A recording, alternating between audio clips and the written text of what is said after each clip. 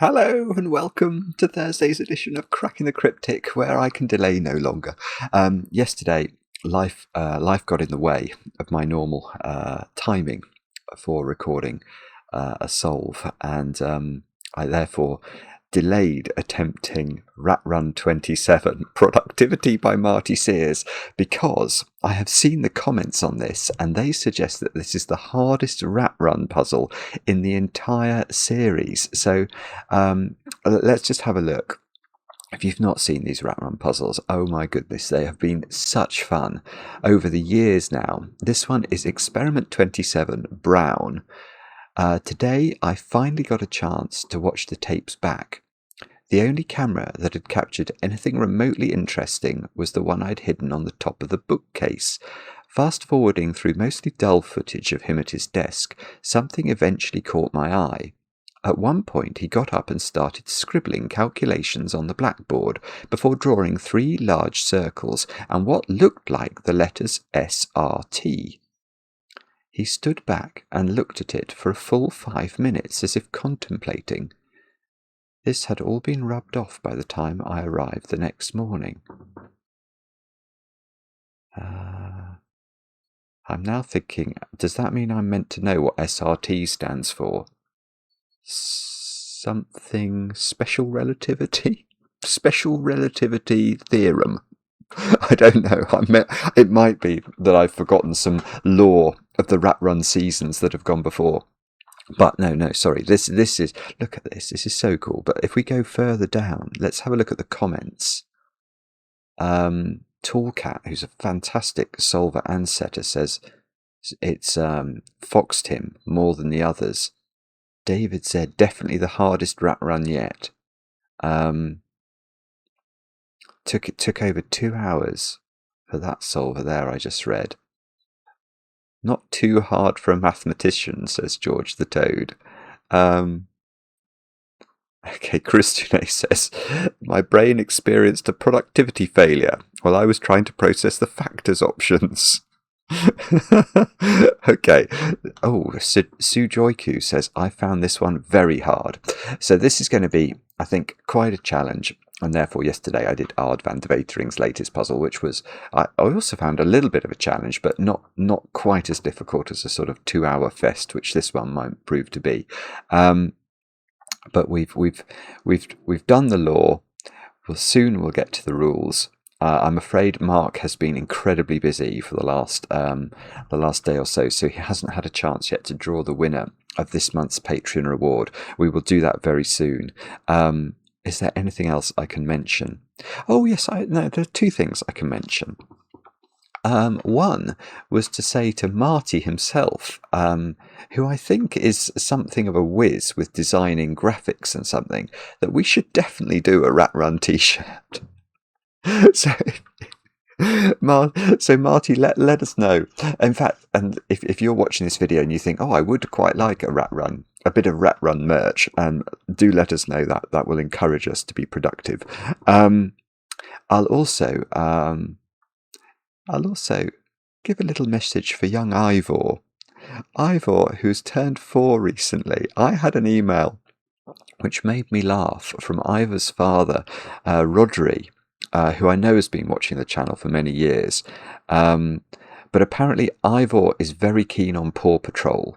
And if he ever puts on the television and finds that Rodri is in the middle of watching a Cracking the Cryptic video, Ivor will say, "Go away, numbers man," until his father puts on Paw Patrol, which I can very much imagine. I've got a lot of sympathy with you, Ivor. And anyway, I hope that your 4th birthday was good and you're enjoying Paw Patrol soon. Well, still. And one day, I do hope that you will eventually enjoy Sudoku videos too. I'm also going to just say a thank you. I've got no actual birthdays to do today, but Abra sent me a video of her husband Andrew's reaction to having his birthday shouted out on the channel. It's something I like. I like doing the birthdays. I like the stories behind the birthdays, but we very rarely get to see how anybody actually reacted to their to their birthday announcement. So Abra, I really did enjoy seeing that. So thank you for sending the video. I think that's all the news. I can't think of anything else. Let's have a look at Rat Run 27 productivity and see what Finkz and Finkz and Phinx, F and PH Finxes, have been up to in their rat runs. These are the rules. We have got normal Sudoku rules applying, so we've got to put the digits 1 to 9 once each in every row, every column, and every 3x3 box. Aim of experiment. Finkz and Phinx must both reach different cupcakes by finding a path through the maze. The paths must not visit any cell more than once, cross themselves or each other, or pass through any thick maze walls.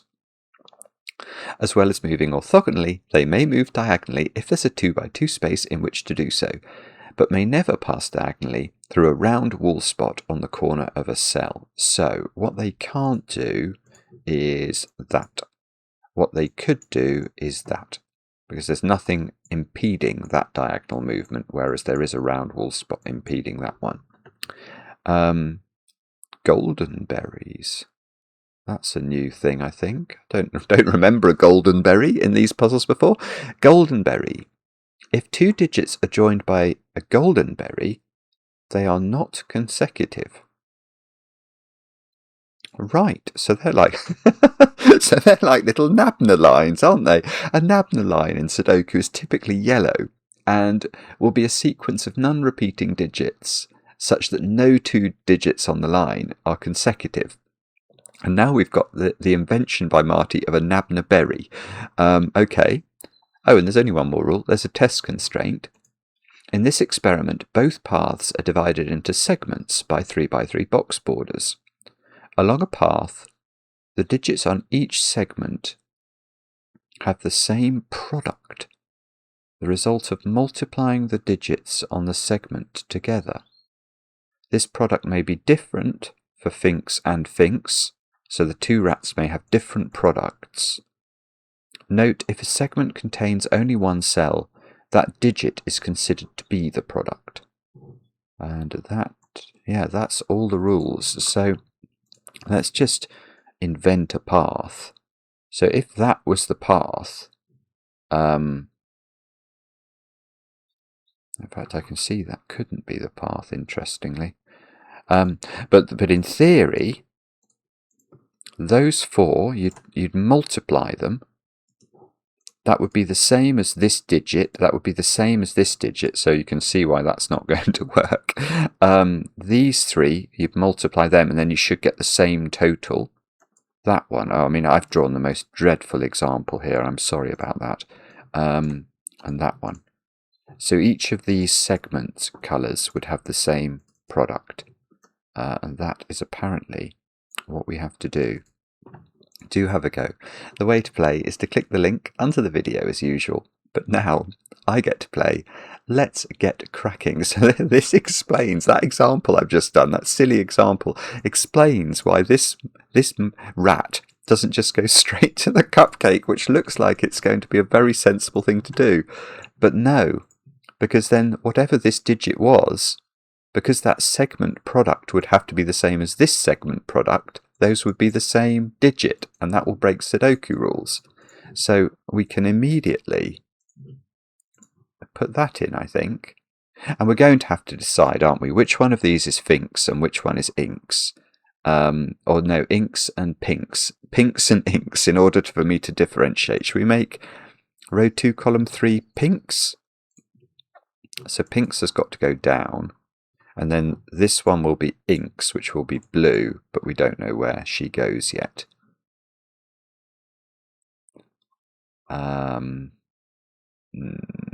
Okay. What do we do now? Oh dear. I haven't got a Scooby-Doo. I don't think there's a problem with the inky one going down there, is there? No, the pinky one going down there. That would just mean that this is the product of these two cells.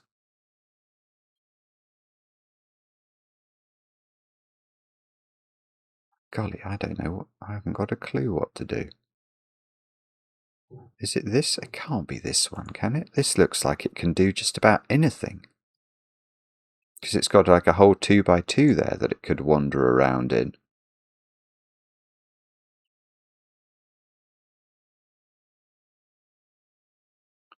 But I don't even think I know which rat goes to which cupcake. I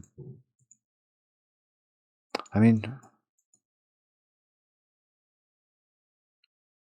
I think it's okay. It's quite difficult for the row 5, column 1 inks to go to this cupcake, because to do so, I don't think she could go on a path. Oh no, no, she couldn't. She couldn't go on a path sort of this way, because then Phinx couldn't get out without crossing the path of inks. So the only way that Phinx can get this cupcake is by sort of going that way. Which is that impossible? How big's a I know the minimum number. I know the minimum sum of 5 different Sudoku digits. I don't know the minimum product. 2 times 3 is 6. 4 times 5 is 20. No, so you can't do that actually. Right. Okay, so I think Phinx gets this cupcake, which is a bizarre thing, because she could have just done that, but absent the product rule, but now she can't. Right, and let me just explain my thinking there. So I'm claiming that if Phinx got this cupcake, I said that she couldn't go this way. I think that's true, isn't it? Any path I draw would effectively trap Phinx in. So the only way that Phinx could get this cupcake is to go sort of this side of Phinx's path. Now, that's going to require that, and then either a wiggle here or a straight down, but it's definitely requiring at least a 5-cell segment of blue line. I think that's the most efficient way you could do it in box 1. Now, even if I populate these with the lowest possible digits, the product of those appears to be 120. 2 times 3 times 4 times 5 is 120. Now, this is always going to be a domino, so even if that was 8 and 9, that would only multiply to 72, so this would be bigger, and that's not within the rules. They're meant to be the same. So I think that this is... Okay, now, so we can draw a general conclusion from that.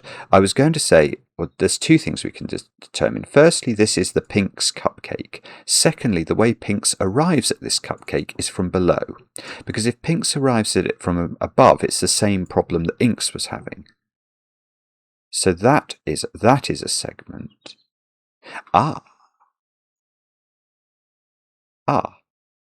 So Phinx doesn't go here now, because if she did, that would be how the line would move, and these 2 digits would be the same. They are the only instances of the Phinx path in 2 boxes, and they would break Sudoku because they should have the same product.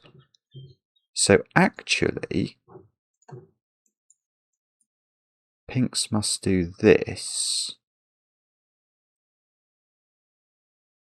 Right, and then she must come down. Because if she doesn't come down, then she's spending 6 cells of time in box 1 for 1 segment, which is going to be even more ludicrous. It's going to be 720 is going to be the minimum product. And we know the maximum product for Phinx is 72. So she must immediately vacate box 1.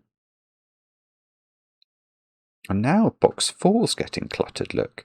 Because there are 2 rats now that have to escape from box 4, and neither rat can come through this exit without creating the box 1 problem. So Phinx now, Phinx's path is doing that, and oh no, I was about to make a mistake. I was about to say that Phinx's path does this, but actually she could do that. Well, that cell is definitely... Okay, that cell's definitely on Phinx's path. I just don't know how she moves through that cell. And that is certainly the exit of Phinx. Now, what is the exit of Inks from box 7? That's got to be there, which means that Phinx's exit from box 7 is there. Well, is that right? Because that means that Phinx has now got a 1-cell path. So this is certainly not a 72 product. Have I got anything wrong there? I don't think so. So can this be a 4-cell path now? No. Right. So I was worrying about how Phinx traversed box 4 and whether she went into row 4, column 1. I don't think she does now, because if we did have 4 cells on the path in box 4, the minimum we could populate the path cells with would be 1, 2, 3 and 4. And if we multiply those together, we get 24, and I can't write 24 into this cell. So this must be a 3-cell path, which means that the path does do that, and then presumably that. I don't think there's another alternative. So, right, so now, well, now I'm going to allege, and this might be wrong, but I'm going to allege it anyway, that you have to put 1 on these 3-cell paths. I mean, that's got to be right, because 2 times 3 times 4 is 24. So there is a 1 on this path, and there is a 1 on this path, which means 1 in column 1 is down there. Now, what if there wasn't a 2 on these 3-cell paths? Then they would be at least 1, 3, 4, which again multiplies to 12, which I can't write here. So there is a 2 on them as well. So there is a 2 down there. Now, the other digit can't be as high as 5, because 2 times 5 is 10, and I can't write 10 in here. So I think this digit is 6 or 8. And these... Oh, what's that? NVIDIA Game Ready Driver. No, go away. Go away. Oh gosh, I hope that hasn't interrupted my recording. I think my recording's okay. Now... Yeah, so what I was going to say is that this is 6 or 8 because these strands are either 1, 2, 3 or 1, 2, 4. So it's either going to be 1 times 2 times 3 equals 6 or 1 times 2 times 4 equals 8. And this can't go north because if Phinx went north, these 2 digits would be the same by the product rule. So, right, so these digits down here are from 1, 2, 3 and 4 because whichever is the duplicated digit on these 3-cell segments that isn't 1 and 2, say it was 3, then you'd have to put 3 in column 1 in one of those 3 cells.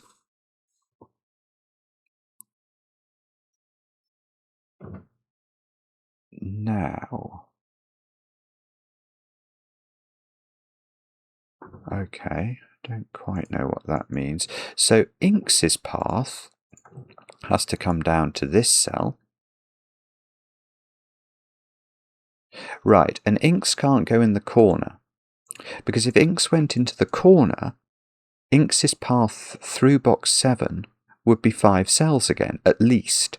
And we know that we've learned from Phinx's path that you can't have a 2-cell path, which this is, versus a 5-cell path, because the minimum sum or product of the 5-cell path was 120. So this Inks path doesn't go there. But she could go here, she could go there, couldn't she? We know she only spends one cell of time in those 2 cells. She's only in one of those 2 cells.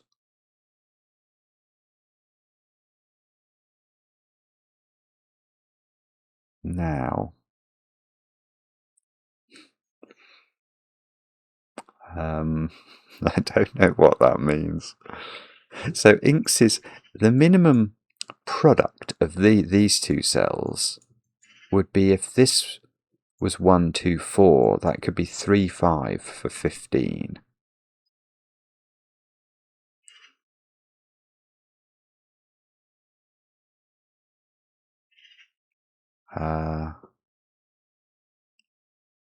Wow. Okay, sorry, I can't see what to do with that.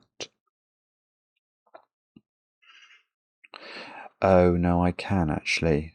That's clever. That's classic Marty.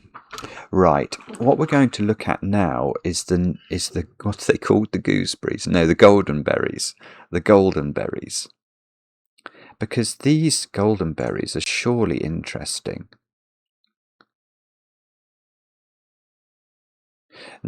These 3 digits, let's just contemplate what they are. We don't know, is the answer. But we know they're selected from the same 3 digits.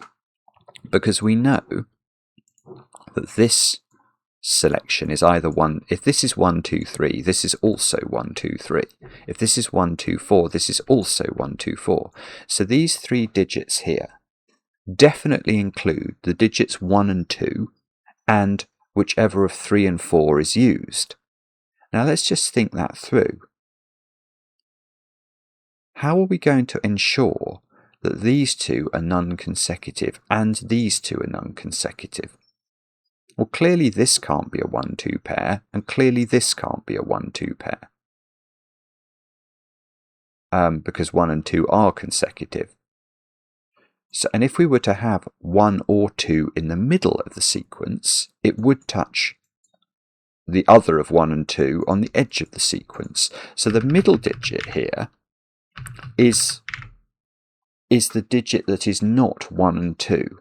Now if it was 3, it would touch 2 either above or below it. So this is actually a 4, I think, by goldenberry rules. So this, right, so this is doing things. We can do some sudoku-age. That's not 3, it's none of this is 3. So this is so down here now we haven't got 3, we've got 1, 2, 4. And this is 8, I suppose, because 1 times 2 times 4 is 8.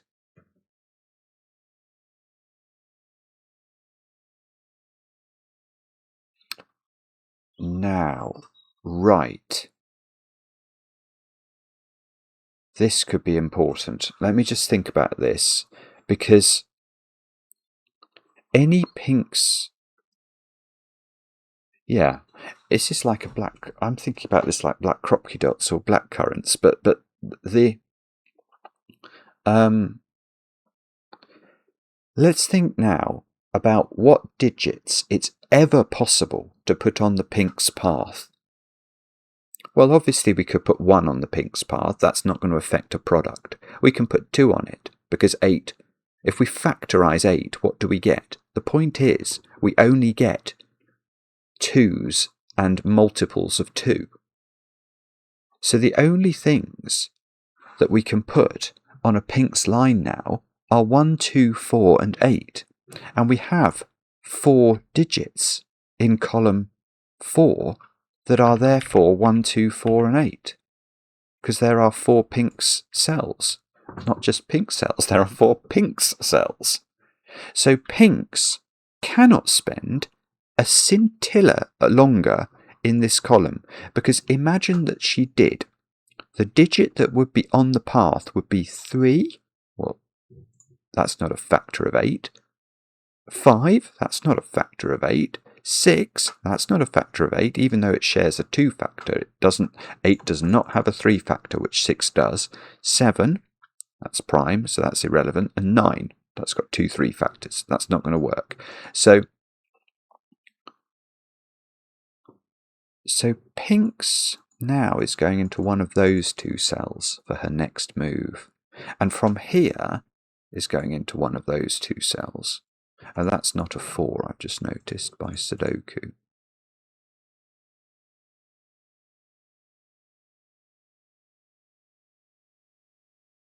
So these two multiply to 8. So they're either 8, 1 or 2, 4. So if this was 8, 1, this would be a 2.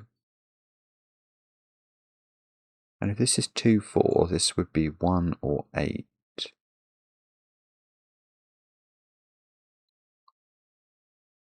This is not an 8 by Sudoku.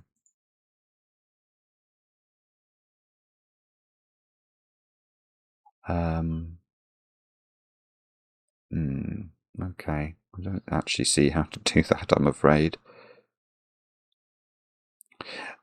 But it's quite interesting, don't knock me, to note that Inks has consumed one of the Phinx digits in row 7. So Phinx. So if Phinx did go here, that would be the 4th possible Phinx digit in the row, and then Phinx could never have another cell in row 7. So Phinx would have to go upwards. So if this is pink, this is pink. Oh, hang on. Well, that's a generally true point, actually, isn't it? Even if Phinx goes down for her next move.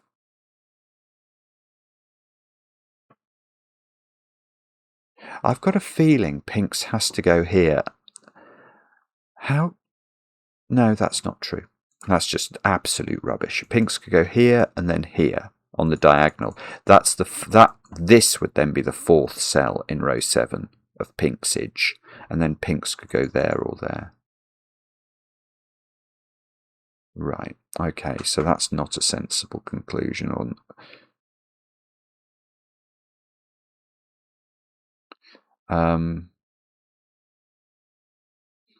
So, what, if anything, do we do next? So that is now minimum to 3, 5. What would happen? You must have a 1. The segment for inks that is in box 7 is a 4-cell segment. Imagine there was no 1 on a 4-cell segment. It would then multiply to 120 again, because it would be 2 times 3 times 4 times 5 as a minimum. So there must be a 1 in one of those 2 segments cells. Now we can probably do the same trick with if there was no 2 on the segment. If there was no 2, it would be a minimum of 1, 3, 4, 5, which is 60. Oh, okay, so that, well, I mean, given if that was 8, 9, it would multiply to 72, so there is some leeway there.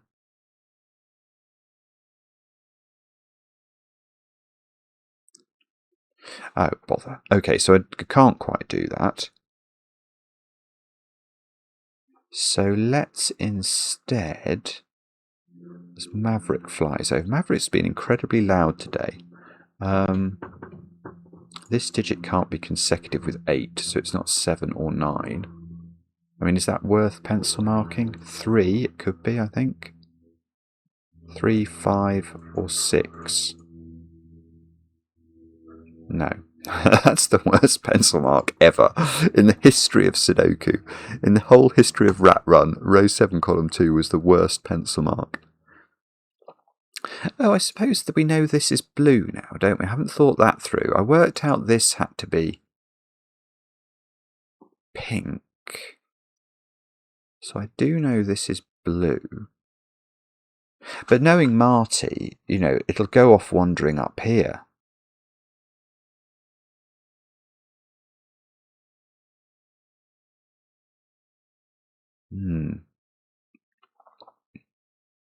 No, okay.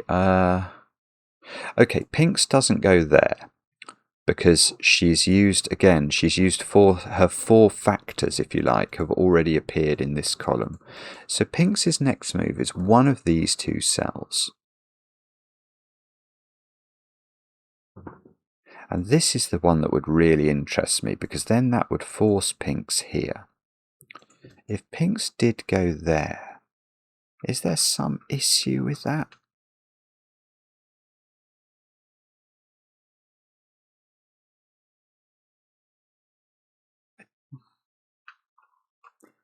I don't know. No, I think what I was about to say, I was trying to stop inks having a 5-cell path through box 8. And I was wondering whether that ruled out inks going north, but I don't think it does actually, because I think inks could do that, for example. And that would only be a 4-cell path. So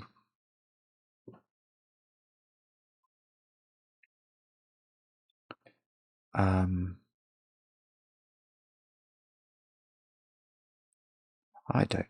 really don't know what to do. This is getting most distressing. Maybe it's that cell, because that's got none of the factors 1, 2, 4 and 8 on it. So this is sort of introducing complexity into the inks line.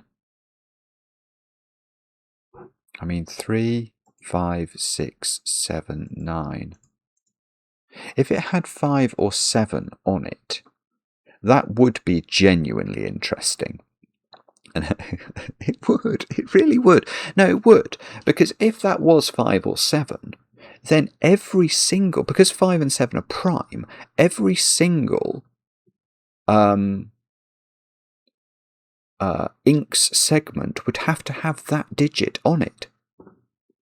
So imagine this was a 5, you'd then immediately be able to pencil up 5 on this domino, because there must be a 5 factor in the product. And so the only Sudoku digit that has a 5 factor in it is the digit 5 itself.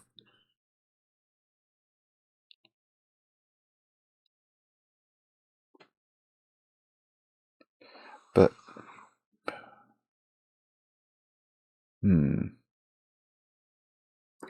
okay, well, I don't know what to do with that, I'm afraid. So if this was on the Phinx path, that would be a 2-4 pair. Because Phinx could spend no longer in this row, this would be the sum total, if you like, of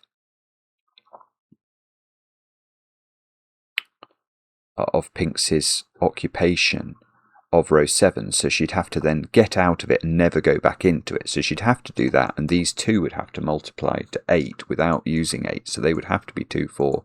This would be a 1. And then if that's... And then we'd have to only use 3 cells to get through box 5. Because you can't use all 4 of these factors. 1, 2, 4 and 8 multiplies to much too high a total. But that would probably be okay.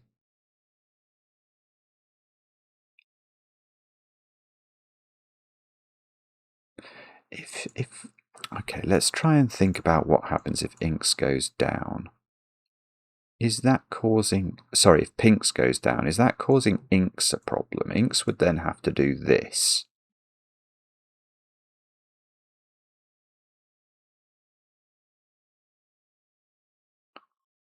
But is that a problem? She could do that, she could do that. She could even do that, I think. I'm not seeing the problem there.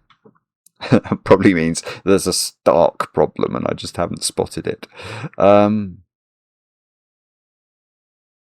got 2 digits in this puzzle so far. That is not very... that's the opposite of ept, isn't it? It's definitely inept. Right. Where do you think we look?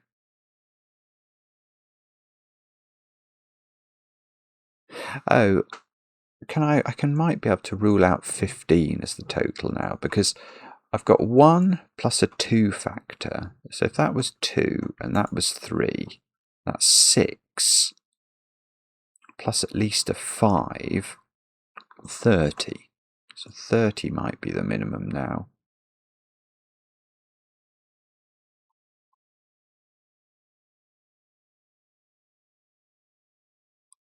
For this, so that could be 5 and 6, couldn't it?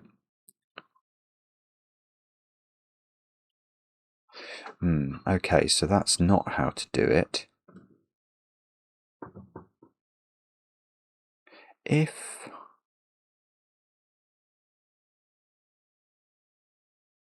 no, that doesn't work either. I was wondering whether there was an argument that Inks has to go into one of those 3 cells.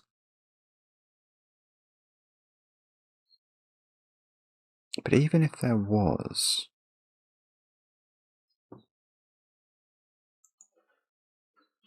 I'm just wondering how Inks gets to this cupcake. Does she come down there, or can she go in here?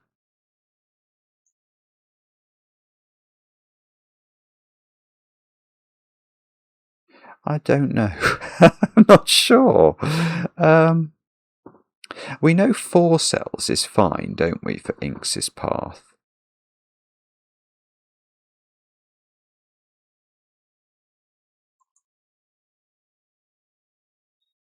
I mean, okay. I know that I think it's. I haven't got this yet at all, but it's something to do with the fact that Phinx needs another of 1, 2, and 4 in row 7 in order to get out.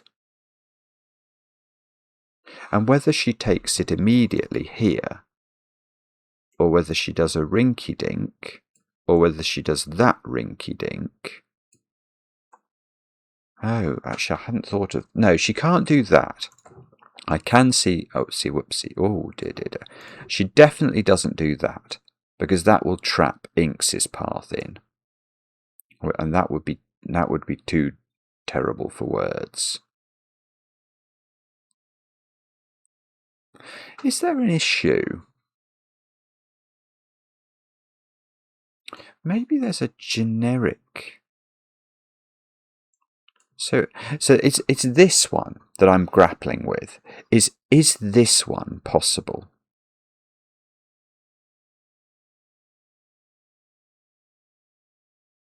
And the answer is I don't think I know.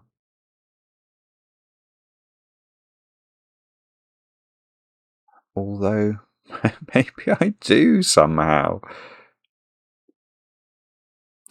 Let's think that through then. So because if I can rule this out, that's very important, because then I'm going to force Phinx directly into this cell, which is going to force her up. And then I think I might be able to do some stuff in box 5. So why is this smile shape impossible, if it is?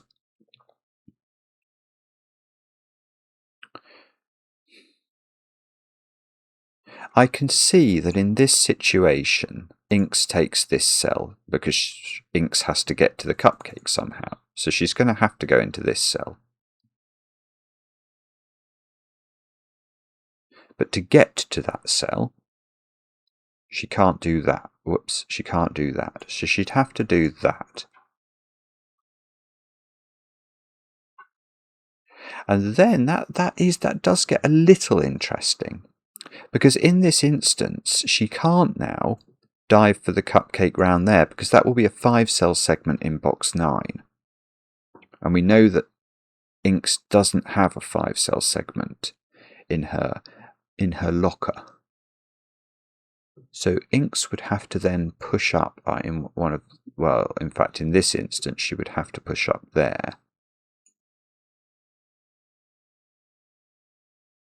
So Phinx would come to this cell.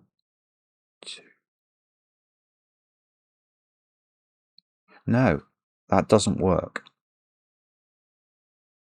I mean, that's very complicated, but that doesn't work for this reason. There is no way that Phinx can spend 4 digits of time in box 5, because the only factors in sudoku that can go on a Phinx line are 1, 2, 4 and 8, and if they're all there, they multiply together not to 8 but to a lot more than 8. So yeah, there's probably a better way of articulating this, but so you can see that if Phinx does this, she can't go diagonally that way. Oh, hang on, I've just had another thought. No, but it doesn't matter. I was wondering whether she could go up like this, but that's too much time in column 6. Or even there, which also doesn't work for a variety of reasons, because where are you putting the 8 on that sequence, and then there? So she'd have to go there, is the point. And now she's got to get to this cell.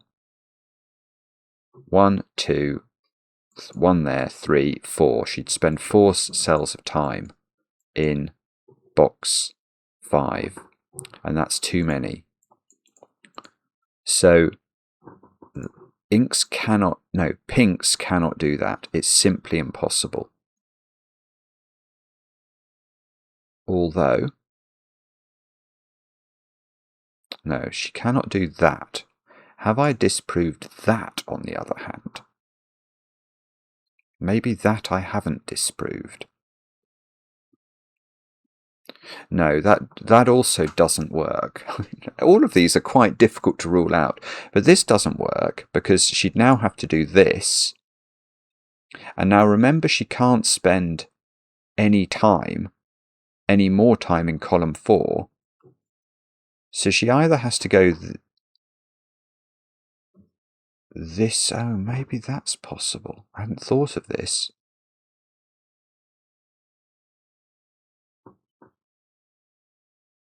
Is there some godforsaken path that does something like that? Oh goodness, I don't know. Wow. I doubt it is the short answer. I mean, if she does do that, then she has to do that or that.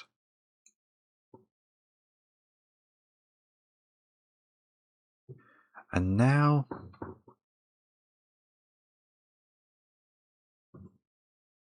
don't you end up with the same problem for inks? How do you stop inks? Gosh, I mean, the importance of this round wall spot cannot be overstated. Because how does inks get to the cupcake now without spending 5 cells in some box? Now, obviously, she can traverse box 8 without spending 5 cells there. But if she goes here, she's then going to have to run for the cupcake, and that's going to be 6 cells. So she doesn't want to do that. So she's going to have to do this. She can't go there because that's 5 cells. So she's going to have to go here, go diagonally, and then that's 5 cells. So it doesn't work. It doesn't work. But gosh, I mean, actually ruling this stuff out is tricky. So I'm now convinced that this cell is out of bounds for Phinx. You can't go there. And therefore Phinx must go there, and now she's spent all her factors in row 7. So this must be a 2-4 pair because she's never coming into row 7 again. She's going to have to get out of it. This has to be a 2-4. This has to be a 1. And I think we can extract. Oh, hang on, that segment is wrong. And I think we can extrapolate from this. And oh wait, no, I can do things. I can do other things. This is a 2 or a 4. So this can't be a 2-4 pair to multiply to 8. That's got to be a 1-8 pair, and now this is a 2. So I go 2, 2, 4.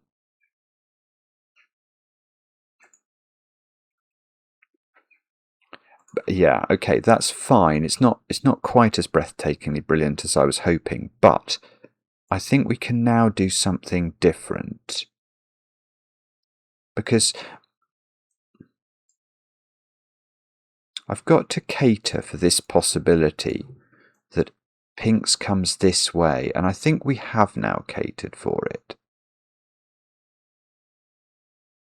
Because what I think I've convinced myself of is that Phinx's path, if Phinx does go there, and then there, Phinx has got the same problem that when we did the rinky-dinkage. She now has to get to the cupcake directly without going round the houses, and to do that, she will have to spend 5 cells of time in some box.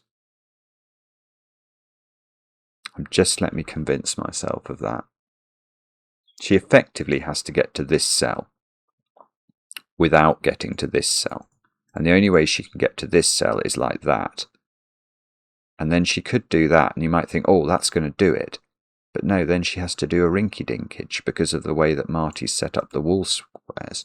So these two join up together, which means that this is a 1 or a 4, and one of these is a 1 or a 4, and it's not this one, so it must be that one. So that is a path. So, goodness me. So Phinx's path is determined, I think.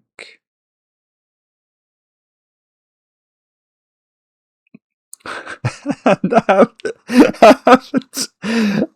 I actually done anything clever there? I suspect I haven't. Oh no. Okay. And somehow or other, we now have to figure out what this means for Phinx's path, where this has the same quality as this one.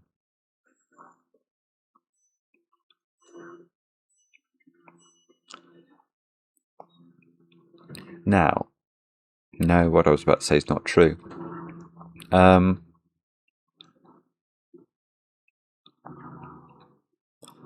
Goodness, I don't know. 1, 2, 3,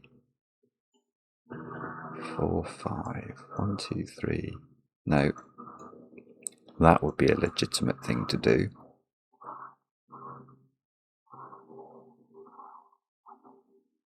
I don't know how to approach this at all. I really don't know how to approach it. I think I'm missing a fundamental understanding as to how to limit Phinx's path. I know. Oh, is it something to do with 1s? Or, okay, there's a 2 and a 4 up here by sudoku. And there's a 1 in one of these two, but it could well be on the Phinx path, couldn't it? Unless there's the Nabna thing. That's got to be an 8 by Nabna logic. Aha, I didn't think of that. Oh, that's done nothing. Oh, that's so distressing. Wow, okay.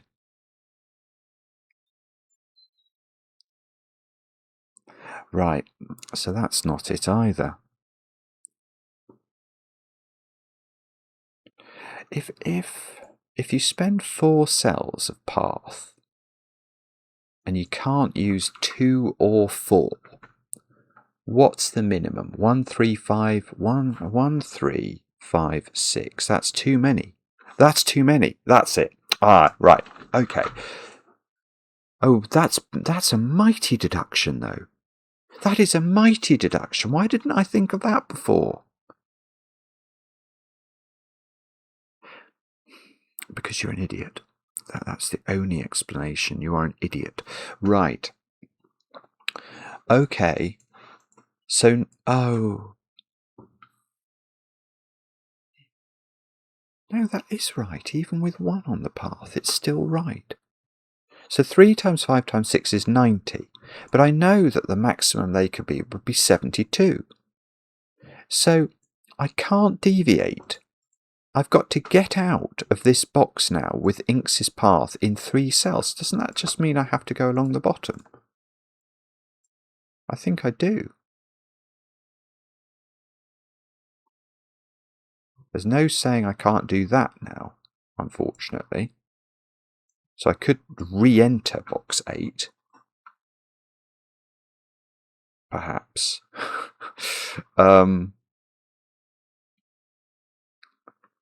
But that is now something that we have learned about the Inks path, which might matter in some in some mad way.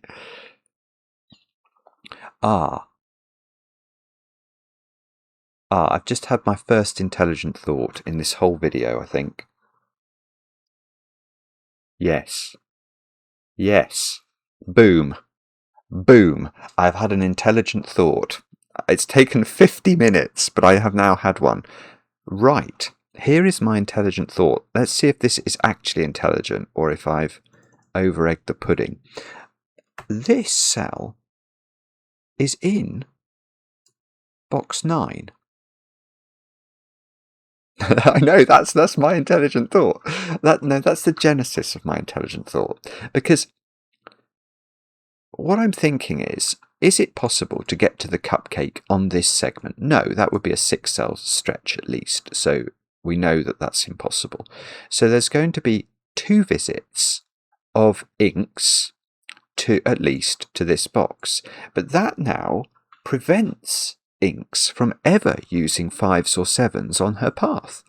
Because if 5 or 7 is a factor of the number we're looking for, it'll have to appear on this path, whatever that looks like, and it'll have to appear on the path coming to the cupcake, whatever that looks like, in the same box. And you can't do that. So 5 and 7 are not relevant to Inks's path, so we can just remove them.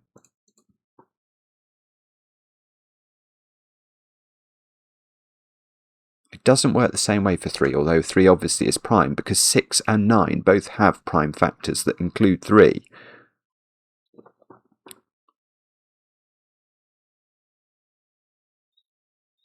So,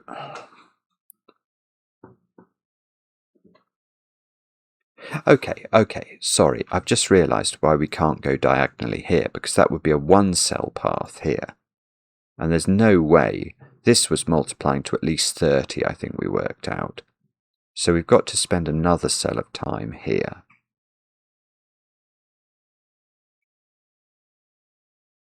It's not going to be something like, where are the 5s and the 7s in the puzzle, is it? Could be, you know.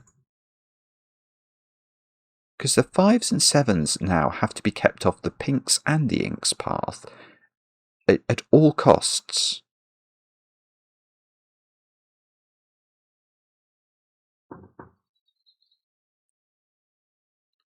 I mean, I know because it's Marty, this path is somehow going to end up here. It is, isn't it? I'm just mulling over in my brain whether it could do something like that. And my brain was recalcitrantly not telling me whether that was possible or not. It's all... Oh, no. That is a good question. Where are 5 and 7 in row 9? They can't be on the cupcake. The cupcake is necessarily on Inks's path. So there's only 2 places for them.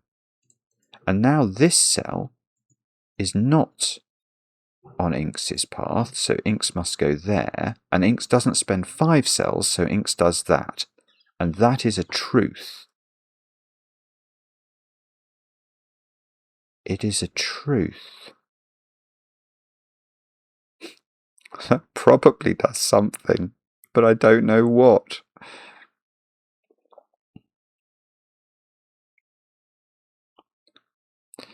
Oh no, it doesn't work. I'm now wrestling with whether I think Inks can go back into this box here. Oh, I tell you what might be a thought. It's not to do with...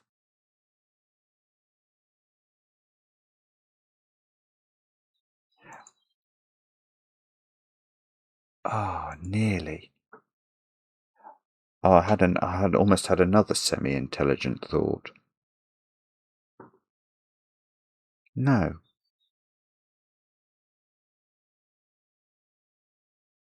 Right. Here, okay, let's think about factors.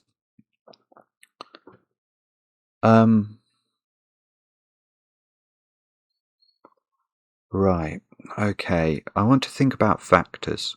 So what I'm thinking about is if inks goes back into this box, there's then two segments which might look like this and this in box 8 that have to multiply to the same number.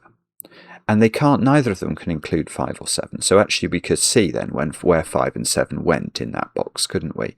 But my question is this: how are we going to equalise the two factors between these two lines?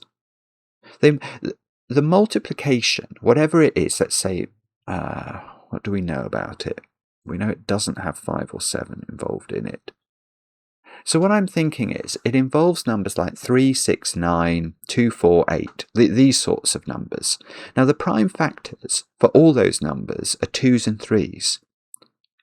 So we have to allocate to each strand the same number of 3 factors as 2 factors. But we know 8 will be on one of these lines, and that has 3 2 factors. 2 times 2 times 2. Now the only other number, given 2 and 4 can't be involved, that has a 2 factor in all of the Sudoku digits that could possibly be on these orange and green segments is 6, but that only has 1 2 factor. So you can't equalise the factors between the lines. It's impossible. Maybe that's been obvious to everybody, but it wasn't obvious to me. But what that tells me is that I don't go there, I must go there, and now I can't go here because I'd have to spend far too long. I can never go back into box 8, so I have to go there. And now I've got 2 exits and entrances in box 6, I think. Because how do I get to the cupcake? I've got to come down there. And these two can't join up in box 6 on this trip to box 6 because it will be far too long a segment. We know there's no 1-cell segment, so we have to go up, This is now at least a 3-cell segment, and this is going to be at least a 3-cell segment. So that right. So this point that I was talking about just now in terms of box 8 is crucial, isn't it? Because I now know that at least, well, I know exactly. It must be exactly 6 digits. Oh, this is huge. Yeah, what I learnt from thinking about box 8 was that it's simply impossible. Oh no, hang on, I'm wrong. No, I'm wrong. I need to rethink this. Hang on. No, I was a bit wrong. But I can correct my line of thinking, I think. Okay, I'm now going to claim, I hope this is true. 1, 2, 3, 4, 5, 6. Yeah, I am going to claim this. Right, so I'm now going to claim that the length of the 2 segments in box 6 are 3 cells each. And the reason is, we can see there are at least 3 cells each at the moment. There's this one, and this one's got to get out, so it's going to go there, or it's going to wiggle or something, but it's at least 3 cells. Could it be 4 cells? Well, then we know, if it was 4 cells, if either of these was 4 cells, we know we'd be using all of the numbers apart from 5 and 7 on the 2 segments in box 6. And that cannot be true, because the 2 factors can't be allocated between 2 lines in such a way that the product will work. Now, the way I think about this is I think about the numbers, the Sudoku numbers that have 2 as a factor. Now let's go through them. 2, 4, 6, and 8.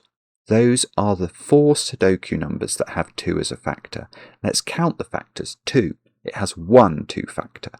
4 has 2 2-factors, 2 times 2. 6 has 1 2-factor, 2 times 3. And 8 has 3 2-factors, 2 times 2 times 2. And that is 7. So if all of those digits were on these 2 lines, how are we going to equalize the 2 factors such that the product's going to be the same? You can't do it. You're going to have to allocate the same number of 2 factors to both lines for them to have the same product. That's the nature of numbers. So we know we've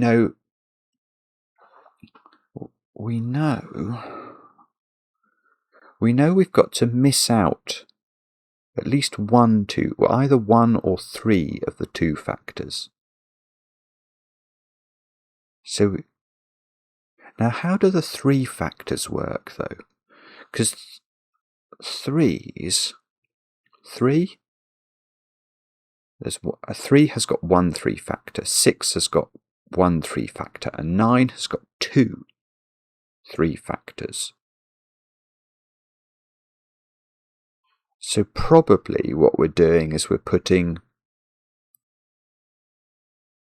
Well, in fact, because we can only miss out 1 digit, we can't miss out 9. I'm thinking about the 3 factors now, and how I make sure they've got the same allocation to both these lines, which we now know are each 3 cells long. So let's just imagine this one's like this, just for the sake of exposition. This is 3 cells, this is 3 cells. Now, we know there's 1 digit that is missing from these 6 cells that isn't 5 or 7. And we know that's got to correct the 2 factors, so it's got to reduce the 2 factors such that each line can have the same number of 2 factors, because we've got 7 2 factors overall, and that's no use to man nor beast. But also regarding the 3 factors, how do I make sure I've got the same number of 3 factors on both lines? I can't just miss 1 3-factor out. So, for example, if I try and put a 6 here, yes, that corrects the 2 factors, because I'd have 3 2 factors on this line and 3 2 factors on this line. But now the 3 factors are broken, because I've got 3 3 factors to allocate between 2 lines. So I can't do that. So what that's telling me is that all the 3 factors are used on these 2 lines. In other words, there's going to be 2 3 factors. One of the lines is going to have 9 on it, the other will have 3 and 6 on it.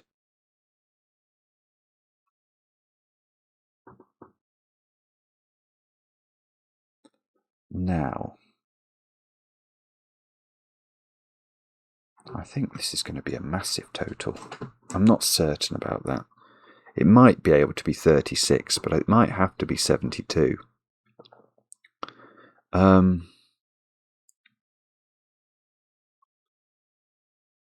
So what we're doing now, in order to correct the 2 factors, given that we've got 7, we've got to get rid of an odd number of 2 factors.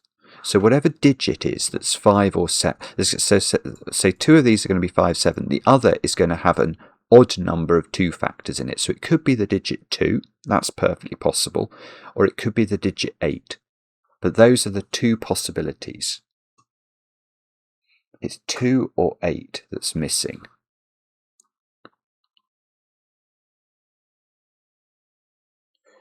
Which means I ought to be able to, if I had a scintilla of a brain, I ought to be able to now work out the possibilities for this. So if I miss out 8,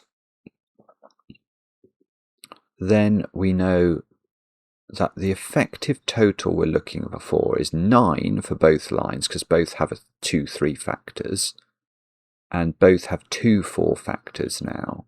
2 2 factors, which is 4, so 36 is the total. 36. Or 30...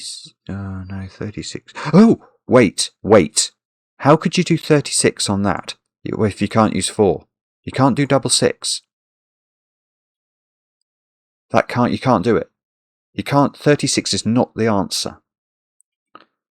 So I think I have to get rid of a 2 from these lines, and that's going to mean that again I'm allocating 2 3 factors to both lines, so it's 9 times, and then each line has 3 2 factors on it, which multiply to 8, so it's 72. It is 72. This is an 8-9 pair.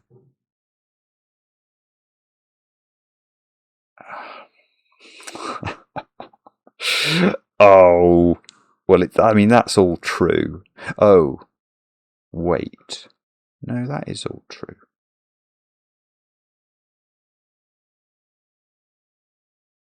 I've just seen in this column 5 and 7 have to be at the top, look, because they can't be on the inks line at all.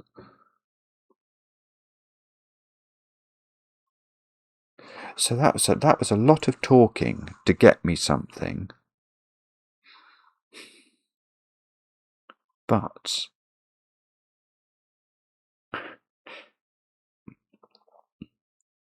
so can I get that now? I can't use... I need... Wait.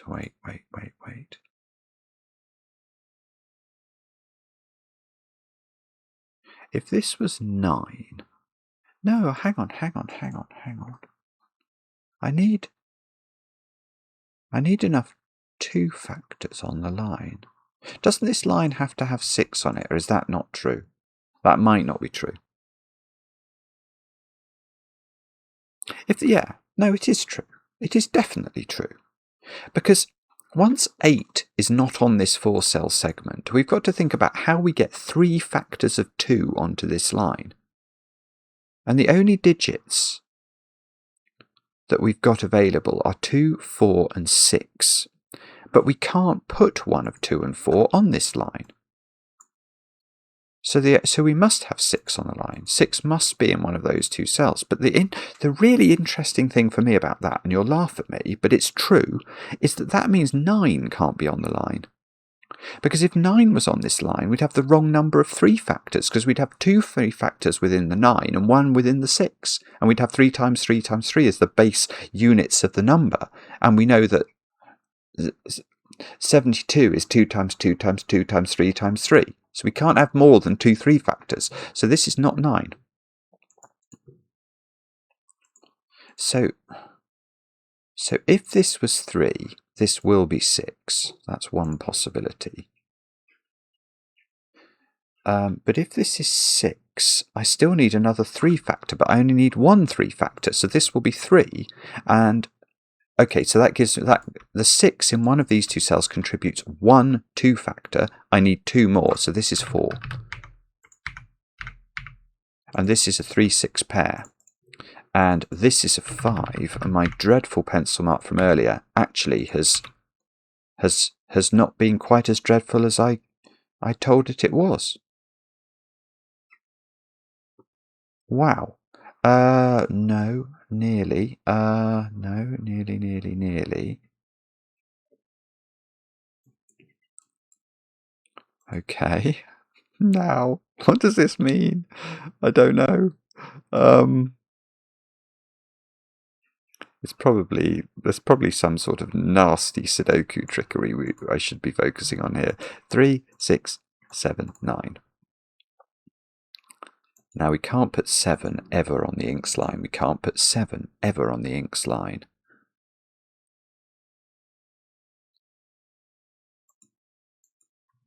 So the cupcake digit... Oh, this is a 5.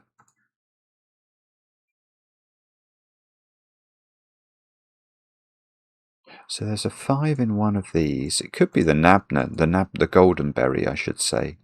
It's all sorts of things are possible now.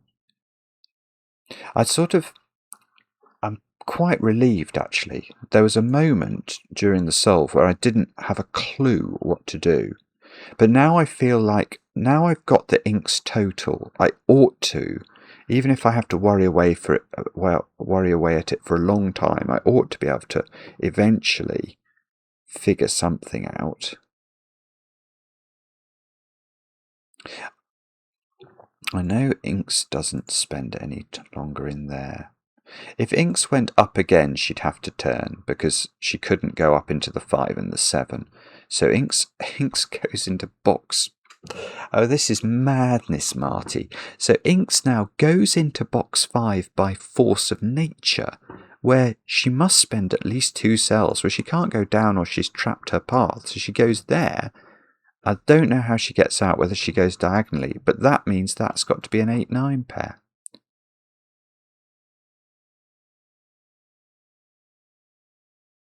And you think, gosh, you think that would do something, wouldn't you? But apparently it doesn't. That's rotten.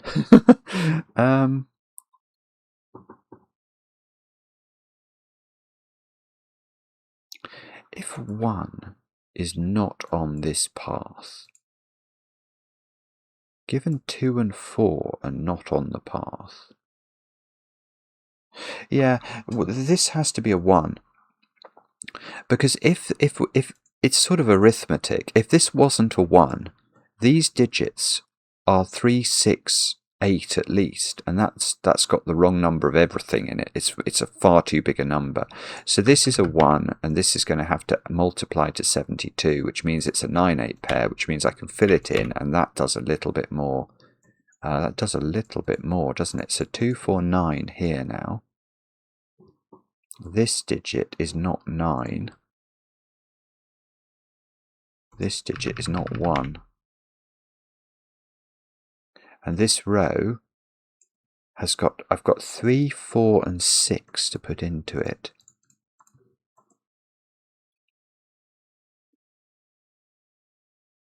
So probably, oh, there's a 1 over there.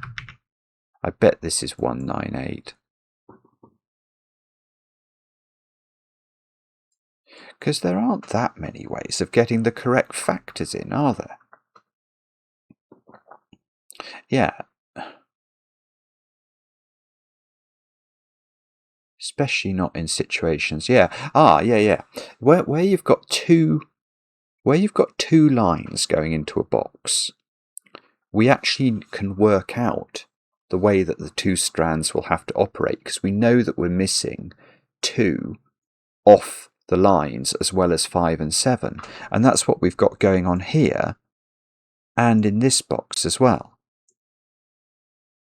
So 2. So the line, yeah. Let me just think this through. The line that has 9 on it, the other digits on that line can't include a factor of 3, because 9's already contributed the 2, 3 factors we need. 2 is unavailable to the line for the reasons we've talked about. So the other 2 digits on that line have to provide exactly 3 factors of 2. And the only way to do that without getting extra factors of 3 is with 1 and 8. So what that tells you is that in this box, you've got a 9, 1, 8 line. Well, where's that? This can't be it, because you can't put 8 on it. So this must be... Oh, have I messed this up then? No, this doesn't work either way round.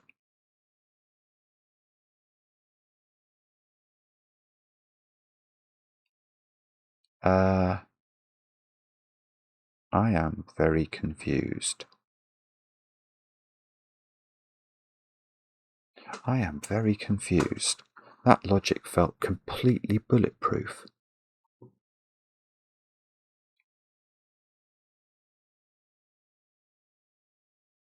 But it's not, is it? Because unless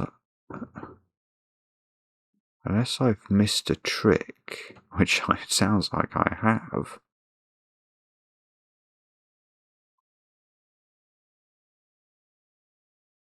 How does that not compute? 8 has to be in one of these 3 cells.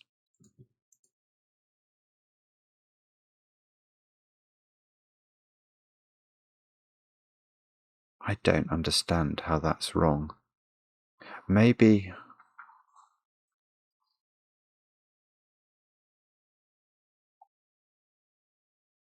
No, I don't understand. I genuinely don't understand how that's wrong.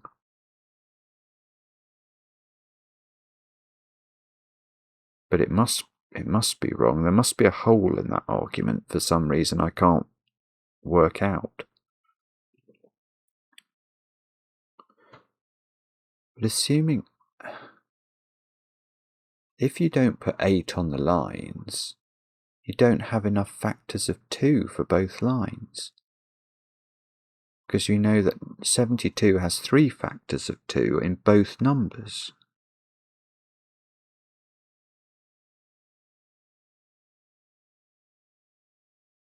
Have I done sudoku wrong or something? That's always a very big possibility with me, isn't it? One is in one of these, which is of no surprise. But I need to put the 1 and the 8 on the same line, don't I? And now I can't in this box.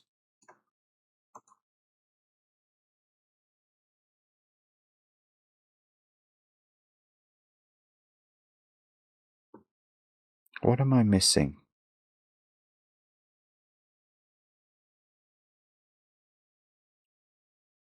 Have I gone mad? I think I might have gone mad. I can't bear it when my brain just says, it does not compute, it does not compute. And that's what my brain is saying.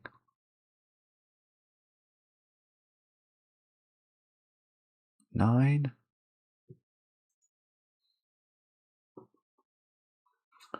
I don't understand. This is so distressing. It's the most bizarre thing as well, because it's almost not something I need to think about yet in the puzzle. And yet I'm terrified it means that I've made some sort of catastrophic error that means that it's already broken at this point.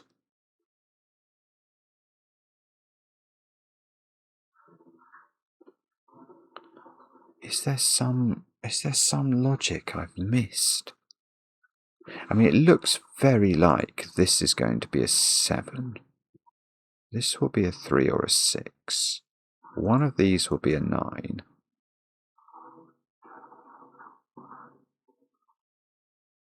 Ah, no, because 2 hasn't been used up there. So I could do a 2. Ah, hang on.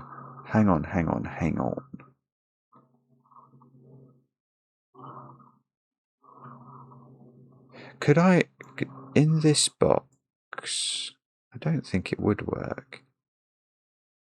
Maybe it would though. Oh, hang on. I have made an incorrect deduction, but it may be salvageable. I'm thinking the following. If I had 9, 2, 4 and 1 on one line in here,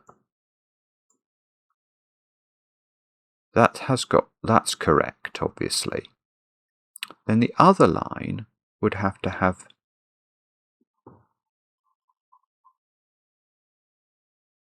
the other line, hang on, 9, 2, 4 and 1. No, you can't make that work.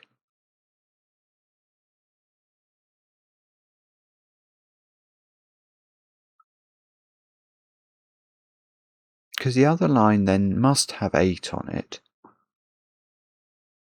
But now it can't have 6 on it, because if it has 6 on it, it's got too many factors of 2. So I think it is right what I said. But that doesn't take me anywhere forward. Ah. Hang on.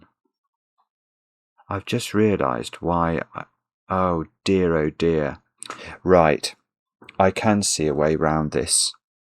But it's a terrifying thought. I had not appreciated the possibility of that. And that is where the problem lies, because if I can do that, I can make that an 8-9 stretch. So when I said that we have to go straight through row 9, I overlooked the possibility. It was true, I did need a 3-cell stretch in row 9, but then I didn't have to exit row 9 the way I did. So we have to go back. I'm hoping it won't be a disaster. I mean, I know all the video comments will now say, oh, you missed a possibility, and you're right, I did, but I need to think. So I just put the thing straight through there, and then I turned it up, and then I spent a long time, I remember, thinking about whether we could re-enter box 8, and I decided we couldn't, for good reasons that I believe are still valid, because 2 and 4 are unavailable as factors. So that logic still survives even if this had gone diagonally. So that's fine. I then move up column. Okay. So it's still the same logic. Even if I'd gone straight to this cell, I don't dare click on it because it'll change the way that the computer has remembered what I've done. But if I was to go to this cell from here, I would still have to go to this cell. So that's still okay. I would. Now, why did I then go up there rather than there?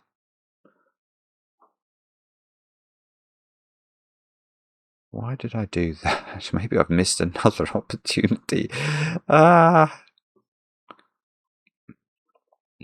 It's certainly true to say I can't go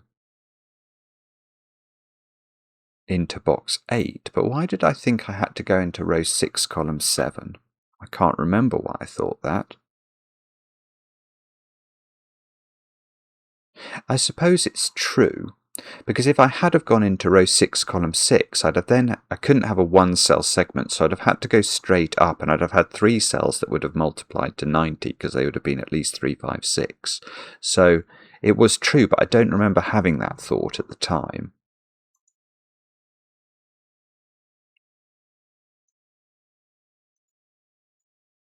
So then, okay, maybe I did consider that point at that point when I looked at that left turn. So I force it up there, and then we do all the thinking around the 6 cells in box 6, which is still valid. So most of this is still valid. What is not valid, I'm afraid, and this is where we're going to have to be very careful with this. Everything here is valid and doesn't rely on any of that logic. That pencil mark is valid. Those 2 pencil marks are valid. That is valid. That is valid. Because we've only got 6 cells of time. Now, that is valid, because what I'm trying to envisage there is if this had gone to this position instead, then if we pushed up here, we could have pushed up again in the column without breaching the 5-7 rule, but then this digit would have not been able to be 5 and 7, so we still wouldn't have been able to put 5, 7 in the column. So it is valid. That is all true. Everything is true. Everything is true. Everything is true. I've been fortunate here. But at this point, it is now very clear. And so this is where we are. I then envisaged that there was a problem in box 9, and I now understand that problem, and that is why this must go diagonally, and this is a 2-cell segment which has to be 9, 8. And I apologise to all of you, and to Marty, of course, for overlooking a point there, but hopefully you can forgive me, and you even understand why. So hang on.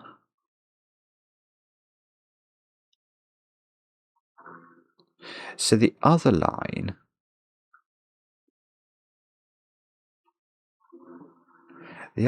that's going to come through this box here, it needs to have the correct number of 2 factors on it.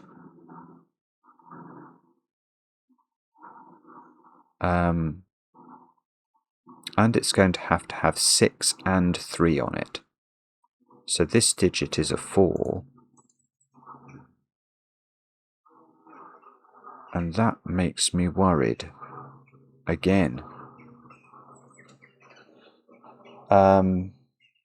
Because now I can't put the correct number of...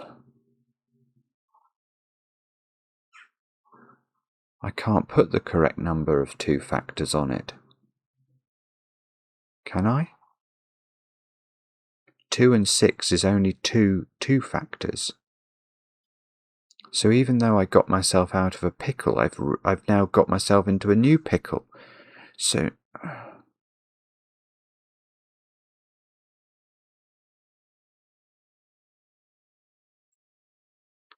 wow, I don't know then. Something's not right still.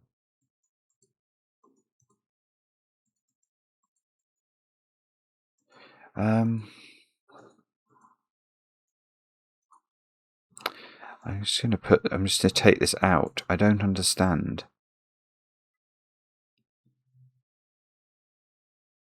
Is it?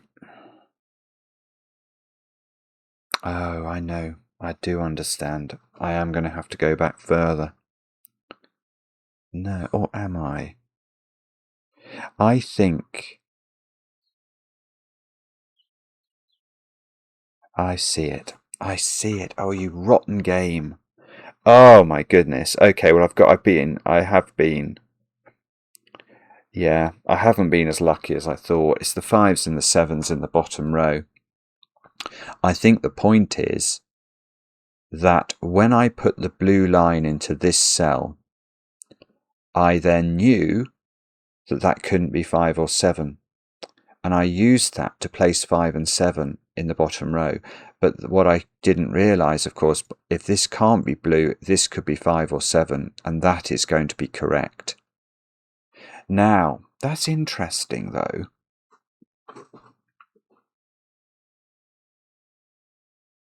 That's interesting, isn't it?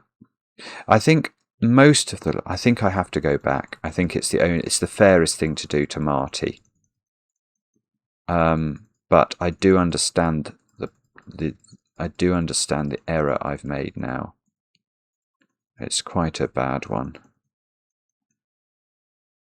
So we've got to go all the way back. Oh goodness me. Yeah, look, it's right here. So we worked out, didn't we, that this had to spend, because 2 and 4 weren't available on the path, we can only spend 3 cells. But we don't know whether it does this or this, although we do, really. It's going to do this, but then this is going to be 5 or 7. Okay, and then we did all of that thinking around the fact that now, whether we go here or here, that's going to be a visit to box 9 that can't be the only visit to box 9. So we now know it's totally legitimate to take 5s and 7s off the path. And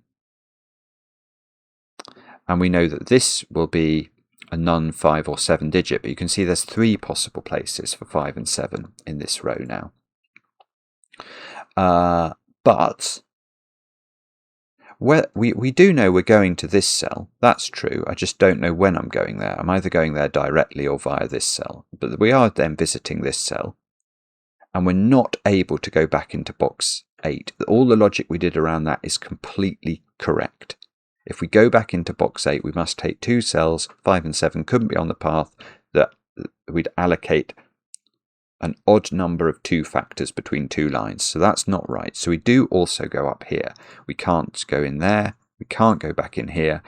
Now, I don't think I thought this through properly before, but if I do go there, I would have to go up, and again this would be 3, 5, 6 minimum, so that's wrong. So I must go there, and I must stay there, and I must go up, which means I've got 2 paths through row box 6. You can see how, once you've done the thinking, I could make these videos much shorter if I knew the paths, because I could just go then this, then this, then this.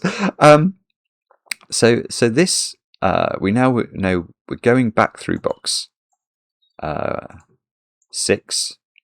For all the logic we said earlier, we can, in order to correct the allocation of the 2 factors, there's going to be 1 missing digit, as well as 5 and 7 from the lines in this box. Now, this might be where we've got to be much more careful.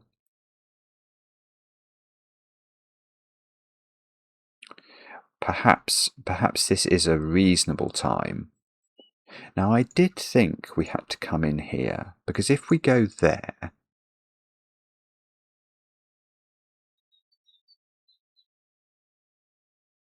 you see, it's less clear to me now. If we go there, we have to go there. Let's just have a think about that. That would place 5 and 7 in column 7, obviously. Yeah, and then we'd have to, in order to get out of column 7, we'd have to cross that, wouldn't we? And then we'd have nowhere for 5 and 7 in the column. So we do go there, I don't know where we go from that, but now, in order to get out of column 7, I've had the thought that I'm going to have to cross that boundary, so I will mark that in. That feels like a reasonable point to make. Now, we worked out this couldn't be 36. That is still absolutely true, so we are still in the world where this is 8, 9. We are still in the world where this 3-cell segment has to have a 1 on it, so we need to put that in, and we know these 2 are therefore also 8, 9, and we know the order, so that's all legitimate. This has to be an 8, 9 pair. That's not the way round to do it, but that is legitimate. This is not a 9. I think it's true. Yeah, this digit is now contributing a 3 factor to this line, however it ends up looking. So there's no 9 on this line, because that would be too many 3 factors, but there is the other of 3 and 6, which must be one of these 2 digits. So this bad pencil mark is still validly a 5. But I don't now know which of these is 3 or 6. But I do know that because it's got 3 times 6 is 18, we're going to have to multiply that by 4 to make our 72 work. So I still get a little bit of the goodies going on. Now,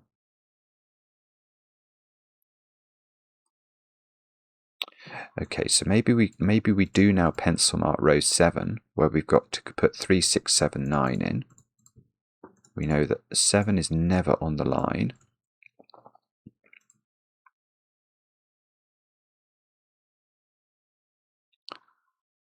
We know this digit is clearly 3, 4, or 6. Can't be 5 or 7.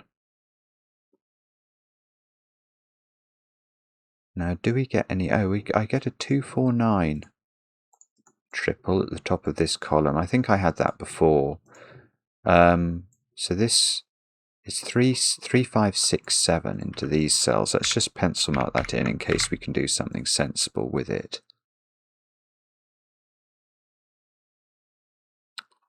The answer appears to be no, not on your Nelly. Oh goodness, this is going to be like 2 or 3 hour video. I'm so sorry, Marty. Now, what do you think we do next? I mean, we know from all the work we did earlier this is going to go diagonally, but we can't use that.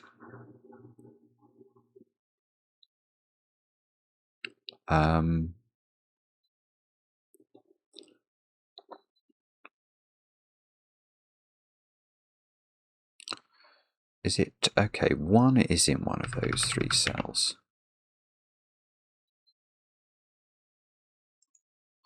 If this was on the path, I mean, we could use something like that, and maybe that is a way to do it. I'm just reluctant to do it because I sort of only know how to think about it because of the mistake I made earlier. Let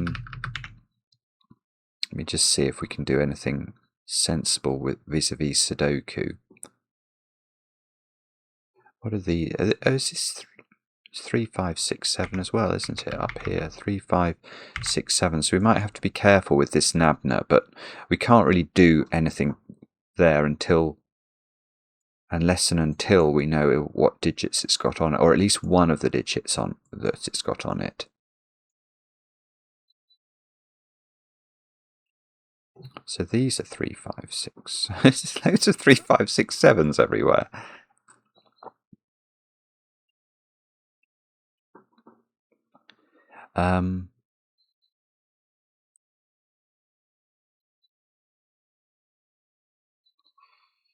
Yeah, okay. So how should we think about this?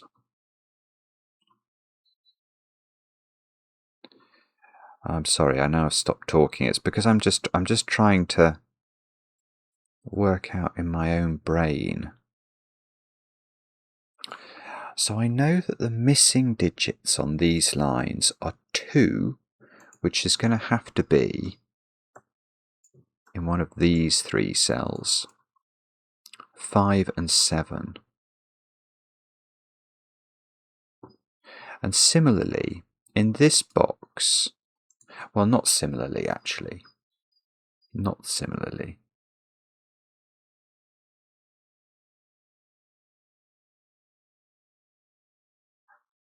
We know 9. We know there's 2 visits to this box. So we know 9, 6 and 3 are all making appearances on the 2 lines in order to allocate the 3 factors correctly.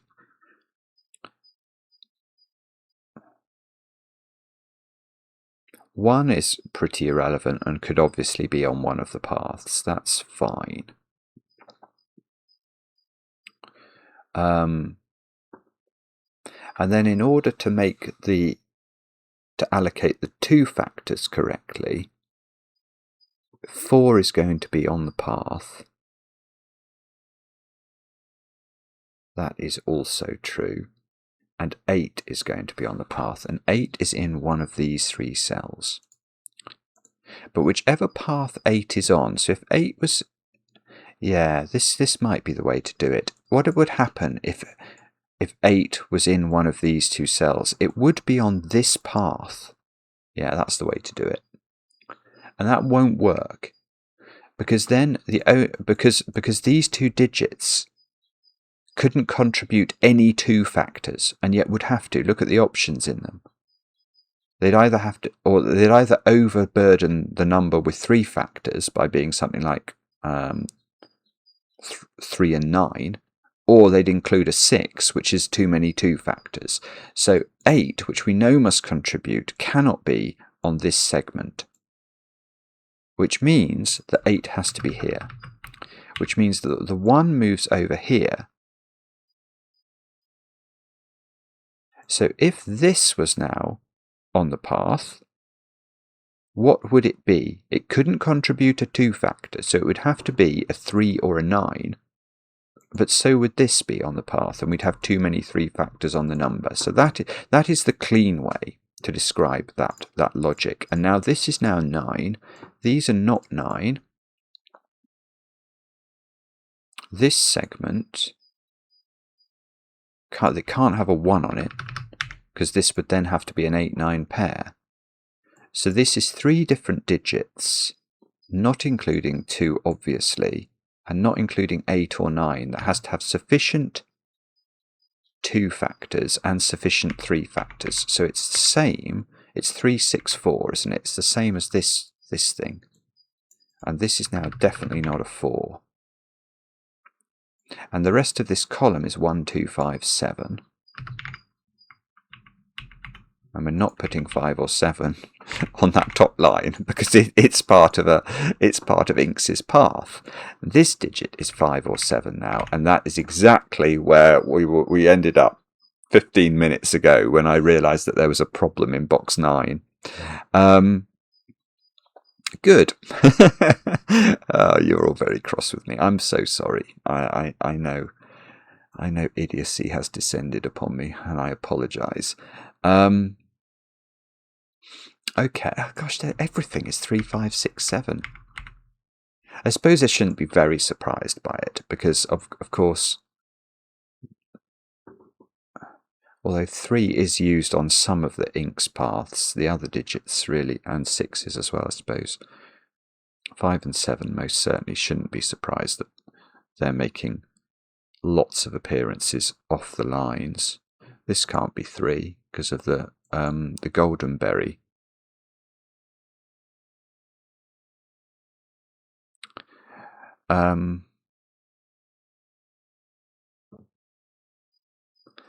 Okay. This digit is not on the path, is it? Through box 9. But 3 and 6 are going to be required to be on the path.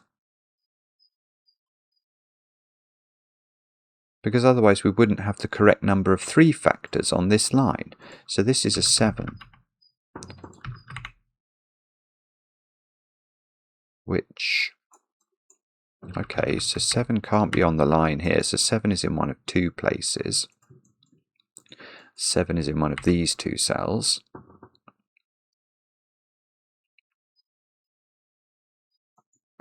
We're going to have to spend, okay.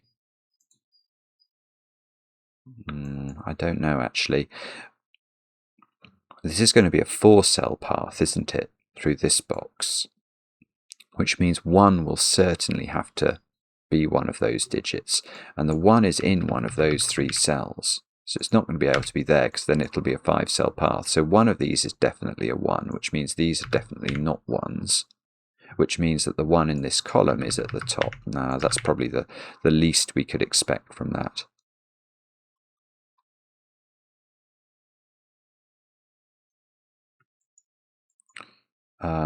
Okay. It's very challenging to just see your way through this without making errors. It really is. Can I do anything sensible at all? That would be good, wouldn't it?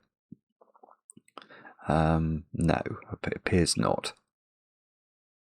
Oh, I see. So the path, this is a 3-cell path on this right-hand side, and that's going to have to be 1, 8, 9, isn't it? Because 3, 4, and 6 have gone, so I need 2 3 factors, which can only be got from a 9, and 3 2 factors, which can only be got from an 8. So we are looking at 9, 8, 1 in some order. So this can't be 1 by sudoku. So this is an 8 or a 9. One of these is 8 or 9. Oh. Yeah, I mean, that does give a virtual pair in the row. One of these is 1. And that virtual pair in the row doesn't seem to do anything, which is very strange. I see, I've got a 9, 8 pair in row 6 as well. Which, okay, so I can't actually do anything with that, I don't think.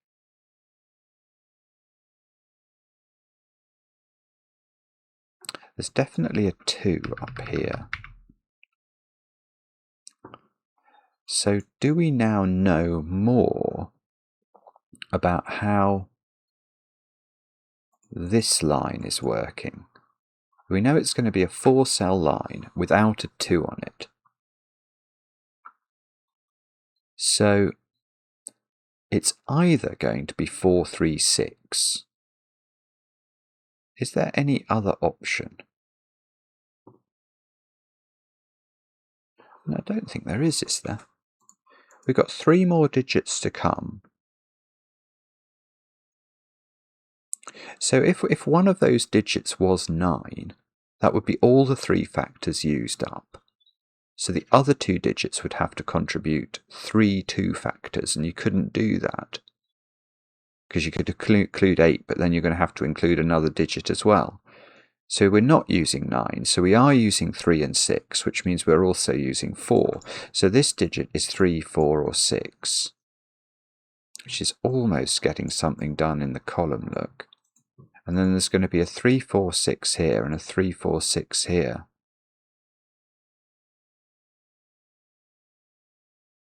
Which you sort of think, okay, that's great.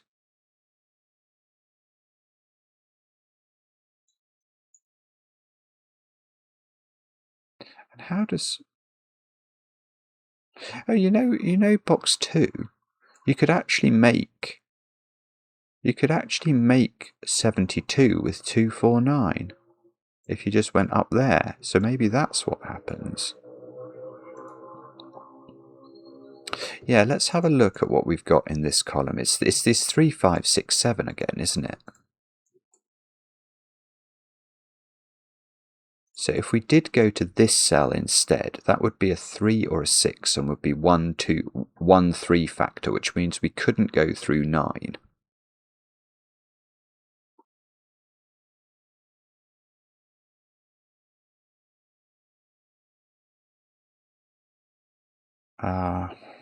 Okay. Oh. No, I thought I'd seen some sort of 3, 4, 5, 6, 7 thing, but it's not there. It doesn't exist. It looked like it was trying to exist, and then it decided it wasn't. Okay, let's think about this digit then. Is that... Oh, that could be 1 though, couldn't it?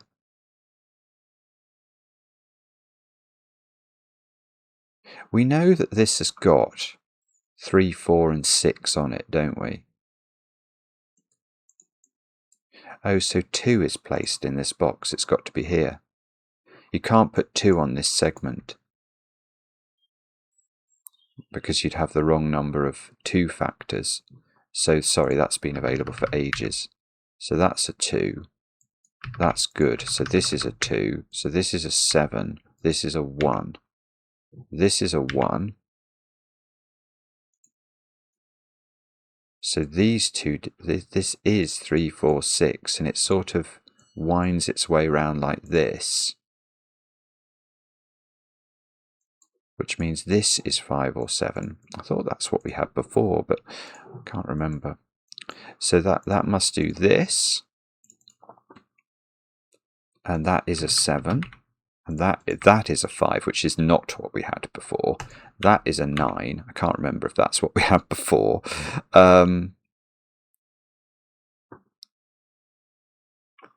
Right. Now, we worked out, didn't we? This was 1, 8, 9 flowing through this box. So this is 8 or 9, and we can now see the path that that's going to take through box 6.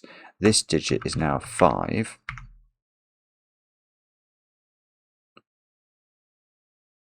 And hopefully this is going to help to get us... Okay, this is now not a 7. This is not 5. This is not 5. So 5 is in one of these two cells. Come on. No, what I was about to say is not true, so we're not going to say it. Oh,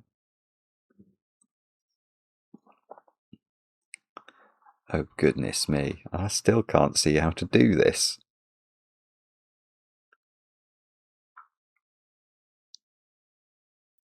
No, I really can't. I mean, I'm sure that there is an easy way to see it, but I'm getting tired. Oh, 2 and 1. We can do some more stuff over here, so hopefully that will help. That's not 4 now. This is a 2. So 2, 4, and 1 go into those cells. This is now not 4. That's not 2. That's not 2, which means this is 2 apparently. Okay, that's something. Doesn't that mean that this is 7? Yeah, that seems to have to be a 7. So this isn't 7, this isn't 7. Right, I've now got 7 on this top nabna, look. So it doesn't have 6 on it. So 6 is in one of those 2 cells. Oh, that's a 9. Right, 9, 4, 2. So 4 is now up in one of those 2 cells. 1, 2, 3. So did we think that 4 had to be on this segment? I thought we did. Yeah, this is not going to be 189, is it, up here? Because this is not that. So this is going to be a 3, 4, 6 segment. It can't involve 2. So it's not got 2, 4, 9 as an option. So it's a 3, 4, 6 segment. Well, if this was the 4, you'd have to take 5 cells of segment in box thingy, and that's not going to work. So this is 4. So that's a 4 in the corner. Still doesn't tell us anything, really. And the next digit is going to be a 3 or a 6, and then another of 3 and 3 or 6 here. And they're going to zigzag. They're either going to be like that or like that in order to not break or put too many 3s and 6s in columns 8 and 9. I suppose this one couldn't ever be a 3. Golly, okay.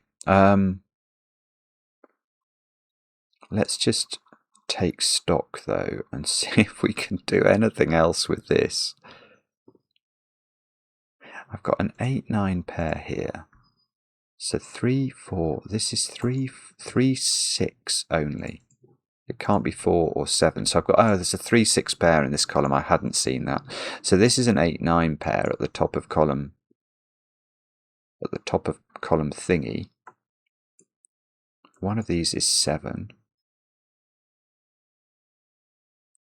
So this is 3, 5 or 6. So this is 8 or 9 by sudoku, which is an 8-9 pair in column 9. So I need 3, so this is 3, 5 or 6. But I don't know if that actually helps me at all. So one of these is 8 or 9, and I don't know which one. And one of them is 3 or 6. Oh, that's 9, so that's 8. Okay, 8, 9, 8, 9, 8. Good, good. Even little wins like that, I'm very, very happy to accept. So this column now needs 3, 6, 7. Oh, I can put the 7 in. Wow. Oh, no, I can't. Why does it need 3, 6, 7 if you've already got a 7 in the column, Simon? It needs 3, 6, 9. This is 9. So this is 3 or 6. Ah, and that's it. Right, the little nabna, the goldenberry or whatever it is, tells us this has to be a 6. Which means this is 3, 5. So this is 6. This is 3. This is 6. This is 3. This is 6. Careful. That's 3, 7. So this is 4.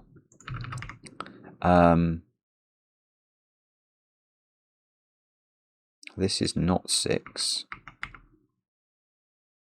This is not 6. I still have not done the path at all, have I? But I do know that this was going to be a 4, 3, 6, didn't I? So it's going to have to do that in order to get out of the box in the requisite amount of time. And that does help me with my 5 and my 3. Even if it doesn't quite do anything more than that. This is a 3, 7. So these 2 digits now are 5 and 6. So that's 3. That's 6. I mean, imagine how clever you have to be to set this. It is just insane. 3, 5, 3, 7, 5, 6, 5, 3. Please don't have messed this up, Simon. You've done quite enough messing up. Alright, this is apparently a 6, 7 pair. Of course. This is now not 3 or 5. In this column, what do we need? No, no, I don't want to need that. That's a 7. So I've done lots of it, but it's still, oh, maybe it's that Nabna. Or is it, oh, 5 can't be on the path. So the path must do that. The path must do that. So I've got 2 and 4, that's, yeah, so I just join that up with a double 3 factor, which is fine.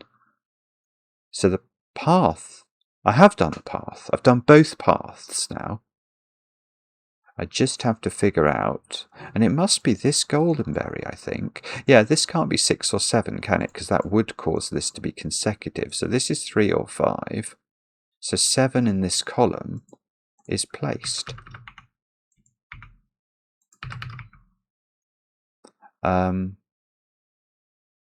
Now, that's all very well, Simon, but that hasn't...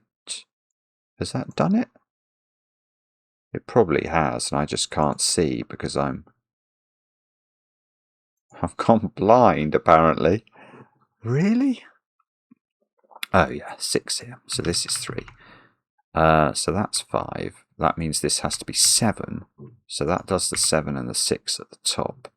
This is a 6. 6, 5. Wow. Marty, that's brilliant. That's absolutely brilliant. It's taken me a very long time to do that, but I think I did do it logically. Now the comments will say I didn't.